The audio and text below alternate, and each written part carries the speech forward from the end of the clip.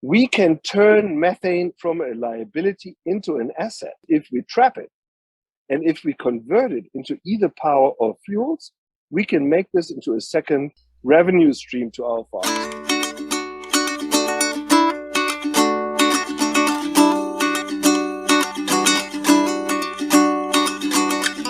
Welcome back, everyone, to the Dairy Science Digest. This is a podcast designed to bring the Journal of Dairy Science straight to the ears of dairy producers. I'm Reagan Bluhl from the University of Missouri Dairy Team, and today we're going to be focused on a topic that might feel bigger than your farm gate, but it's really something that we all need to be thinking about, and it's the United States dairy's pathway to climate neutrality.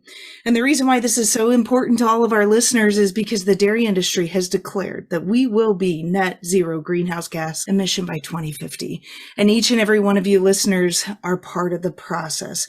So here today to help us better understand the details on this specific topic is Dr. Frank Mitloehner from the UC Davis campus. And he co-authored the symposium review titled Defining a Pathway to Climate Neutrality for the U.S. Dairy Cattle Production. And this is the month's featured article in press from the Journal of Dairy Science. So before we really get going, could you please introduce yourself to the audience?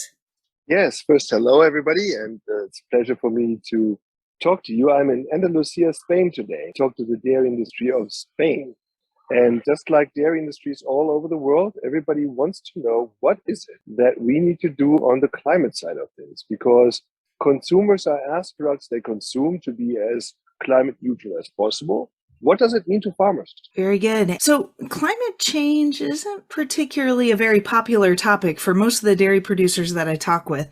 But chances are, if they're shipping grade A milk to a co-op, this commitment has been determined. So I was hoping we could start off the topic today with discussion or talking points that our industry could use to help explain how much we've actually already improved since 1950. Yeah, okay. So in 1950, in the United States, we used to have 25 million dairy cows, 25 in 1950. Today we have 9 million, so much fewer cows. So we went from 25 to 9 million, but with these much fewer cows today, we are producing 60% more milk. That means between 1950 and today, we have reduced our carbon footprint per glass of milk by 2/3. Wow, that's a fabulous talking point. Yes. No, that is truly astounding. Okay, it's truly astounding. We are having 9 million dairy cows today in this country. We have 9.5 million horses. Okay, everybody complains about cows. Well, it's kind of interesting to put it into perspective, right? I'm not saying anything bad about horses here. I'm just saying let's put things into perspective. We now have as many dairy cows in the United States as we did in 1880. Wow. But we are producing milk for 10 times more people. That's fantastic. So what we have achieved in this country is nothing short of a miracle, okay? And I am really tired of people feeling that they need to defend themselves. Why don't you look at these numbers and be proud of extreme achievements that our industry has shown over the last few decades, really? The efficiency of how much milk we produce and the emissions related to the unit of milk that we produce has gone into no other direction than one that we should be very, very proud of. Very proud of. Could you help us describe in a tangible way how to make these intangible or shadowy measurements a little more transparent to us? Yeah, of course, this is a complex issue. And let me explain something really first, which is what is the impact of human activity on climate? It generally is related to so-called greenhouse gases.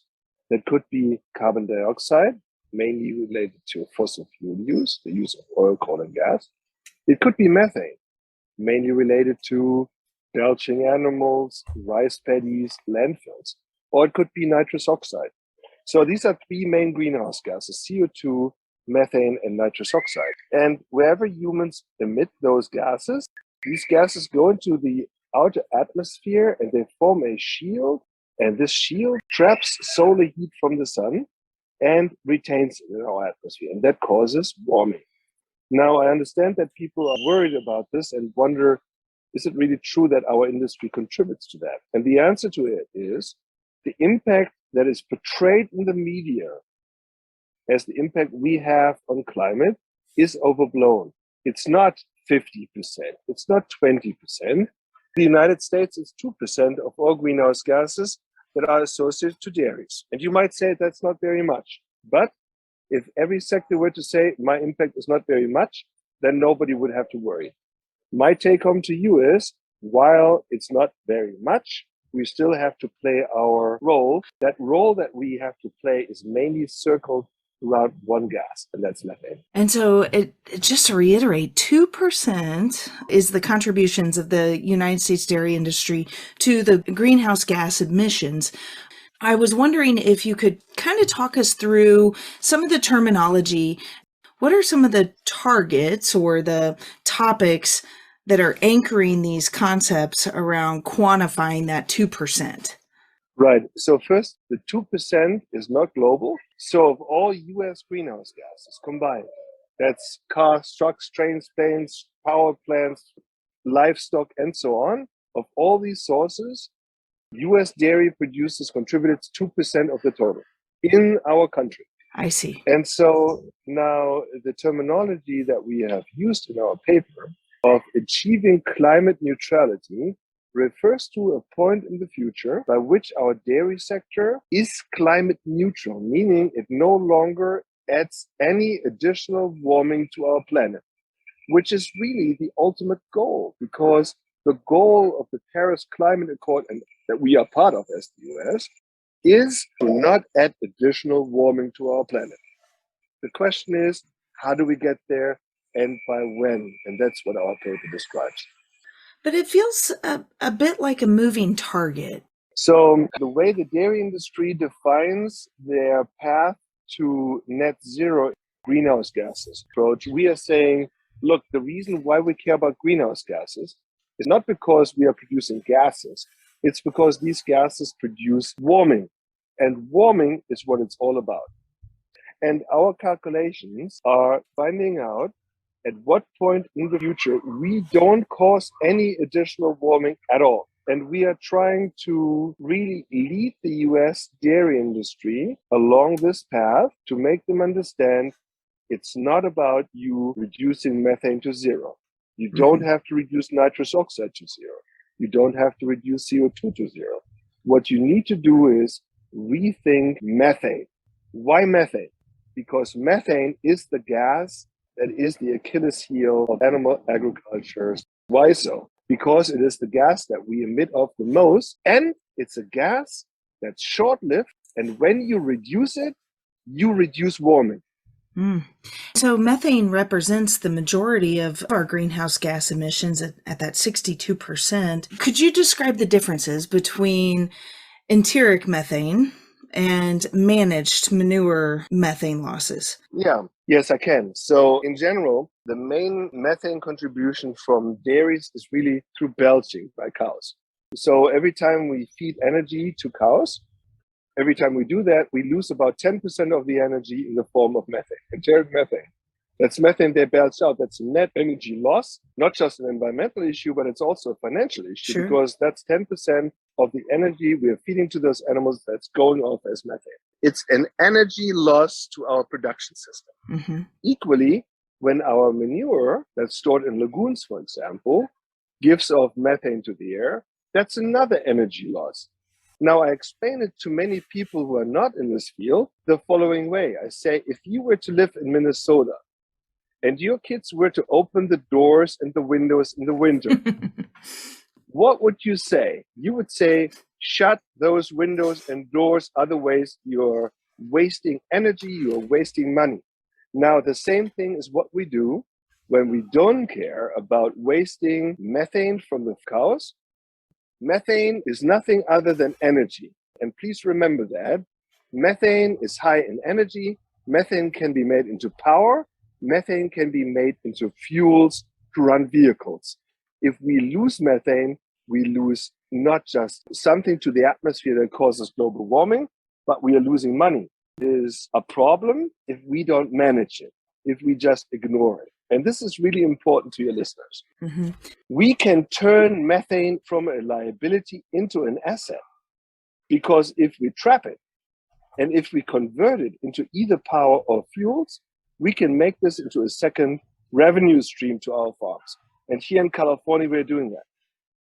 I like the sound of that. Absolutely. And so how do you go about doing that? So here in California, we have the strictest laws in the country on environmental issues. We have a law that mandates a 40% reduction of methane to be achieved by the year 2030. And much to the surprise of our dairymen, the legislators decided not to achieve this 40% reduction, 40, that is, 40, not to achieve this reduction through using the cane approach of rules, regulations, and fines, but instead use the carrot approach of financially incentivizing methane reductions. So the state of California partnered with the dairy industry to cover lagoons and trap the biogas, 60% of which is methane. They are trapping the biogas, they're cleaning it up, and they're making that biogas into transportation fuels so that the transportation fuels can power semi-trucks and buses. And this conversion, this pathway of dairy biogas to transportation fuels generates very high carbon credits. Just to give you an idea, if the average cow produces $4,000 per year in milk revenue, this biogas to transportation fuel per cow equates to $1,500 to $2,000 per cow. Oh, wow. So we're talking about a significant additional revenue stream. And as a result, our farmers are flocking around this technology. We have had 20 digesters about 5 years ago in California. Half of them didn't work. Then we used a different type of technology. Now we have 200 digesters. Soon we'll have 400. And so far we have reduced about 30% of the methane that we're supposed to reduce. So we have been wildly successful in doing what the state of California wants us to do while making money doing so. That sounds very exciting. And this has generated a new gold rush in the state. That's fantastic. And I guess as I stand here listening, thinking about the installation of upwards of 400 different digesters across the state, who harbors those costs, or what's the cost per cow typically for putting in the biogas capturing system over a lagoon? So there are different models. There's the model of where a dairyman buys and operates the digester, the covered lagoon. But that model is not very popular because dairymen want to milk cows and not be a power plant operator. The more common model is that a professional company comes in, a digester developer, and says, I will build, I will pay for, I will manage and operate a digester for you. So this will be my digester. All you do is give me your manure and you get a fee for it. And I will take care of your manure. You no longer deal with your manure, I deal with your manure. When the energy is extracted from that manure through anaerobic digestion, when I have extracted the energy and sold it off into fuel for vehicles, then you get a fee for the manure that you're giving me. So this biogas is made into transportation fuels and is then used to power semi-trucks and buses. This new renewable natural gas that originated from dairy biogas is now replacing diesel. And that's why the state of California likes it so much. Because first of all, when you cover a lagoon, you no longer off gas into the air. So you have reduced that emission source. And secondly, you're generating transportation fuels that now replace diesel on the streets and therefore reduces emissions in the transportation sector. This is why the state of California pays these so-called low carbon fuel standard credits, which are very high.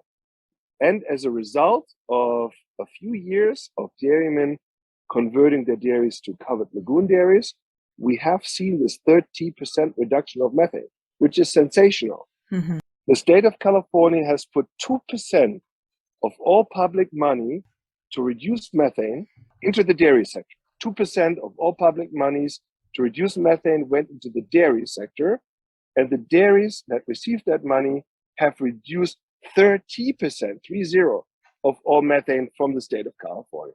So that's a 15-time Fold. X Yes. return on investment. And that is sensational. If we have any legislators listening to the podcast, it sounds like really the carrot approach might be the way. Are there other resources that farms could improve? Say, I live in a part of the world where lagoons, we don't have the topography to allow for the installation of lagoons. So what would a farm be able to use to improve their emissions in those parts of the nation? Well, so first of all, the reason why we use covered lagoons in California is because it's warm. We don't really have freezing conditions. But where you do have freezing conditions, you can use different types of digesters. Some of them are heated. Some of them are operated in states like New York or Minnesota or so. So they can be operated in other states, those that are cold as well. But in addition to waste management, one can also reduce methane emission in particular through feed additives. And here we are not at a point yet where you just go into the feed store and you buy some additive to reduce methane. But in 5 years, we will be at that point. At UC Davis and some other universities in the country, we've done research on various feed additives. And these additives have shown to reduce the methane that cows belch out by anywhere between 20 to 40%. Right now, if you use those additives, you're not getting paid for it. But in the future, my prediction is you will. So what I'm telling you is, whether it's on the manure side or whether it's on the feed side or on other sides like carbon sequestration, keep an eye out on this whole issue of greenhouse gas reduction, particularly methane reduction, because the legislature knows and the agencies regulating you know that a reduction of methane equates to a reduction of warming. It sounds like you've got the trifecta of design that's going to be absolutely perfect for our dairy industry moving forward. And we in agriculture will do that. We will reduce methane and therefore become part of the climate solution. And that will come at a price, and you, the dairymen in our country, will benefit from that.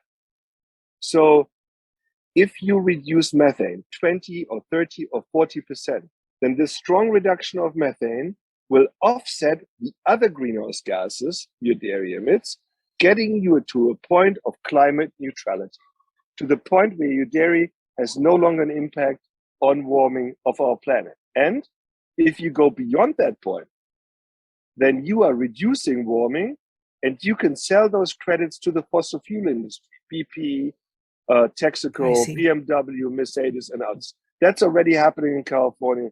People are now making money by reducing greenhouse gases, and that's an additional income stream. So if we could rewind just a little bit and go back, I know you said it wasn't very popular for dairy producers to do that first option where the dairyman purchases the digester. But let's say they do want to keep everything in-house, independent. What would be a common cost per cow or per farm to operate a digester annually? So I did not say that it's not popular. In fact, if a dairy has the financial means to do it, then they probably would do it because they would break even pretty quickly. Mm-hmm. Because the credits you get, and it's not just California dairies who can do it, you can be in Minnesota or in Wisconsin, New York, and sell your credits to the California market today. Mm-hmm. The California market will buy you credits as much as they buy California dairy credits. What is the size of a dairy you have to run to have a covered lagoon pay off and break even in a reasonable amount of time? The estimates I've heard are 2,000 cows. Mm-hmm. If you have enough gas that equates to approximately 2,000 cows, then the whole system makes economic sense. And when I say it makes economic sense, I mean it will break even in a few years. You have guaranteed prices for about 10 years, and that makes a lot of financial sense to many. If you have questions along those lines, I recommend that you talk to dairy producers in California who have done it. Many of them are very open about their experiences. All of the ones I have talked to will report of having made very good experiences. 50% of all cows in California will produce manure that will end up producing biogas in the next 3 years. That's fascinating perspective from deep within the dairy industry. So what do you see in the years to come? How do you think we're truly going to minimize the dairy industry's contributions to these warming gases? In the years to come, we will have a combination of improved soil carbon sequestration, making soils a sink for greenhouse gases. That's one side. Then reduction of enteric emissions. That's reduction of belching through feed additives and through carbon capture from our manure storage systems. And the combination of these approaches will lead the United States dairy industry to be climate neutral by the year 2041. Wow. 2041, we will be climate neutral. This is not some kind of greenwashing, creative accounting. This is a number I will hang my head on. I know that we can achieve this. I encourage your listeners to not think negatively about this whole complex of greenhouse gas mitigation and climate change. And take it from me, we do produce greenhouse gases. These greenhouse gases do cause global warming, but the amount we produce is much less than is publicly stated. We now know how much it is. It's 2%. That doesn't mean we can rest on our laurels. It means we still have to reduce further. And my proposal to you is to define a goal, which in my opinion should be climate neutrality, and then assign milestones to achieving that. And we have outlined in this paper that you are citing how to do that. And I'm very bullish we will get there. I want to really make sure everybody understands that this topic that we are talking about, which they view as a threat, right? It is only a threat. It's only a liability if you ignore it, if you don't understand it, if you don't do anything about it. But it doesn't have to be a problem. You can make it into an opportunity. You can turn the methane into money, not just to improve your environmental performance, but to generate additional income streams. I mean, who in their right mind wouldn't do that? Right. It's an opportunity for sure.